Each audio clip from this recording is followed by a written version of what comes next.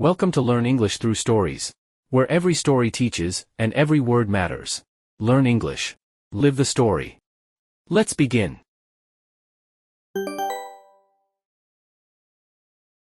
Her name was Sophie. She wore the same red sweater every Tuesday and always tied her shoelaces in double knots. She wasn't loud. She didn't try to be funny. She didn't try to be anything, really. And maybe that's why no one noticed when she disappeared. Not at first. Before everything happened, we used to sit 2 desks apart, not close enough to be friends, not far enough to pretend she didn't exist. I didn't know much about her, except that she always finished her math worksheets early and doodled tiny flowers in the margins. She also never made eye contact, not with teachers, not with classmates, not even with me, and I think I was the only one who sometimes said hi. Then one day she wasn't at school, and that's when the whispers started. I heard she got caught stealing. No, I heard she was expelled. My cousin says her dad works at the school board, and it was something way worse. It spread fast. By lunch, people were already adding fuel to the fire without even realizing it.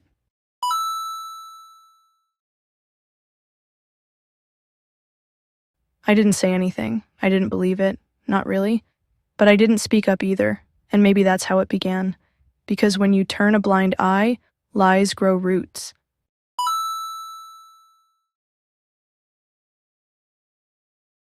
The next day, someone posted a photo of her locker, empty, like she'd vanished overnight. Another person commented, "Guess criminals don't leave goodbye notes." I laughed. I don't know why. Maybe to fit in. Maybe because silence is louder when you try to fill it with noise. But that laugh stuck with me. It followed me home. It echoed in my mind when I opened my own locker. Because deep down, I knew something didn't feel right. But the lie was already out there, and once people believe something, undoing it is like trying to put smoke back in the bottle. By the end of the week, Sophie's name wasn't just a rumor. It was a warning. People whispered it in the hallway like it was bad luck. Some students even claimed she'd been caught on camera, though no one could actually show the footage. Still, they repeated the story like it was carved in stone. I kept waiting for someone, anyone, to say it wasn't true. But instead, people kept piling on. One person said she was always kind of weird. Another said she once saw Sophie take an extra granola bar from the lunch bin. "That's how it starts," someone said.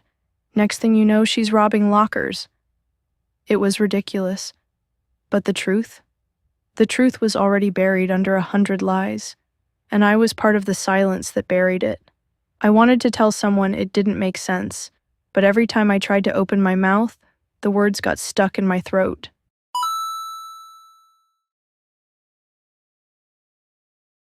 And the longer I waited, the harder it became to say anything at all. It's strange how quickly people jump on the bandwagon when they think it's safe.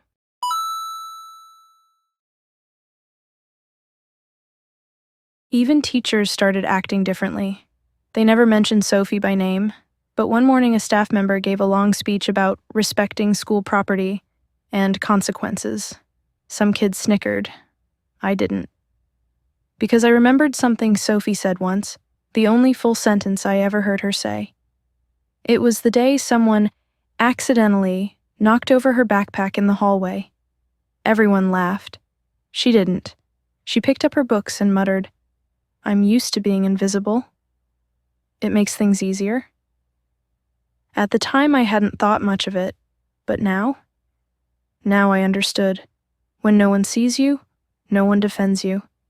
And when no one defends you, you become whatever story they decide to tell. It started with a notebook. I found it tucked behind a radiator near the lockers, old, half wet from a leak in the wall. The name on the inside cover was smudged, but I recognized the handwriting immediately. Sophie. She had drawn tiny flowers on the margins again, just like before. My stomach dropped. It meant she'd been here longer than people thought, after the rumors started, after the whispers, after the silence, and no one noticed. I held the notebook like it might fall apart in my hands. For the rest of the day, I couldn't concentrate. Every sentence in class sounded like noise. Every face around me looked like a mask. By lunchtime, I knew I couldn't carry it anymore. The guilt was too loud. It had become a voice of its own. So I went to Mr. Halden, the assistant principal. I stood at his door for almost 5 minutes before knocking. When I finally walked in, I spilled the beans.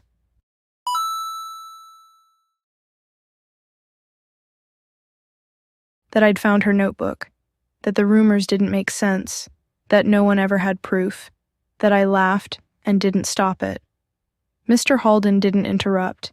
He just nodded, slowly, like he'd been waiting for someone to finally say it. She wasn't expelled, he said. Her father was transferred. They moved suddenly, that's all. I stared at him, stunned. But everyone said, I know, he said quietly. But once people make up their minds, they don't like to be told they're wrong. I left his office shaking, not because I was afraid, but because I realized I'd let a lie spread like wildfire, and now I couldn't put it out.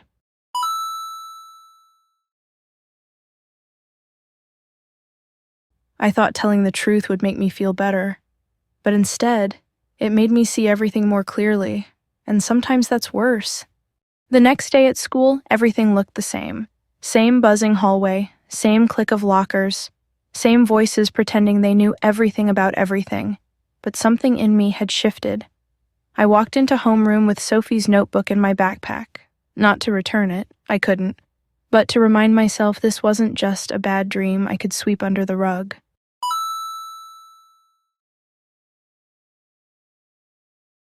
People were still talking, still laughing about what probably happened.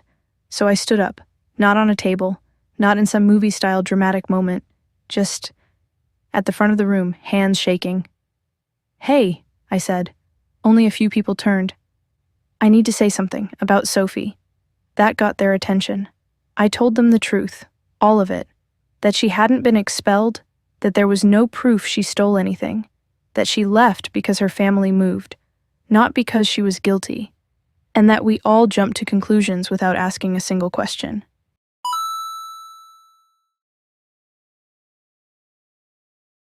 I waited for someone to interrupt. No one did. When I sat down, I could feel the heat rising in my face. But I also felt something else, lighter. It didn't fix anything, not really. Sophie was still gone. The hurt was still there. But at least I wasn't pretending anymore. Later that day, Alina, one of the louder girls, walked up to me. I didn't know, she said. I just thought, everyone was saying it. I nodded. So did I. Then she said something that stuck with me. We all just wanted to believe it was someone else, not us. And maybe that was the real lie. Not that Sophie had done something wrong, but that we hadn't. That night, I opened Sophie's notebook again. The pages were smudged, the ink faded, but the drawings were still there. Tiny flowers, pressed into the paper like they were trying to survive winter. On the last page, she'd written one sentence. Sometimes being invisible is safer than being seen. I stared at it for a long time. I thought about how many times I'd stayed quiet, how many laughs I'd joined, how many times I'd convinced myself it wasn't my job to fix anything. But silence is a decision too, and I had made that decision over and over again. So I picked up a pen. I didn't tear out the page. I didn't write over it. I just added something underneath. But sometimes, being seen is the only way to be saved. I don't know if she'll ever read it. I don't even know where she lives now. But I had to write it anyway, because better late than never.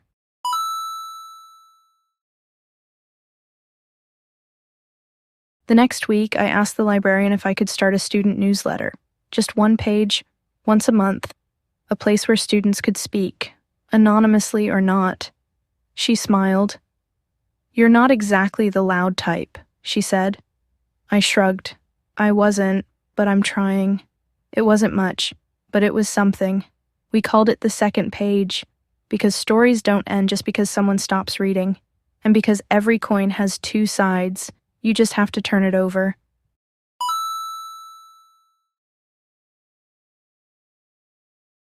Some people apologized, some didn't. Some pretended nothing happened. That's how things go. But I kept Sophie's notebook on my shelf, not to feel guilty, but to remember that next time, I won't stay quiet. Because sometimes the smallest lie, the kind whispered in passing, is the one that leaves the deepest scar, and the only way to stop it is to draw a line in the sand and say, no more.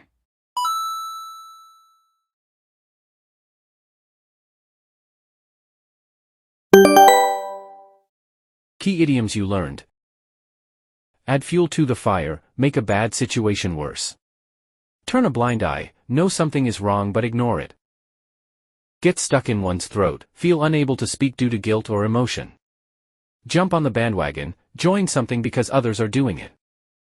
Spill the beans, reveal a secret or confess something. Spread like wildfire, spread quickly and uncontrollably, like rumors or gossip. Sweep something under the rug, try to hide or ignore something unpleasant. Jump to conclusions, decide something too quickly without having all the facts. Better late than never, it's still good to act, even if it's delayed. Every coin has two sides, there are always two perspectives or sides to a situation. Draw a line in the sand, set a clear boundary or make a firm decision to stop something. Useful expressions and phrases. Undoing it is like putting smoke back in the bottle. Something impossible or very difficult to reverse. The guilt was too loud. Strong internal emotional pressure or regret. I thought telling the truth would make me feel better. Emotional conflict about doing the right thing. We all just wanted to believe it was someone else. Avoiding responsibility by blaming others. Silence is a decision too. Not acting or speaking is still a choice, with consequences. Stories don't end just because someone stops reading. A poetic reflection on continuation and justice. Thanks for watching this episode from Learn English Through Stories. If you learned a new expression or idiom today, give this video a like. Leave a comment to share your favorite part or what you'd like to learn next. And don't forget to subscribe so you never miss a new story. See you in the next one.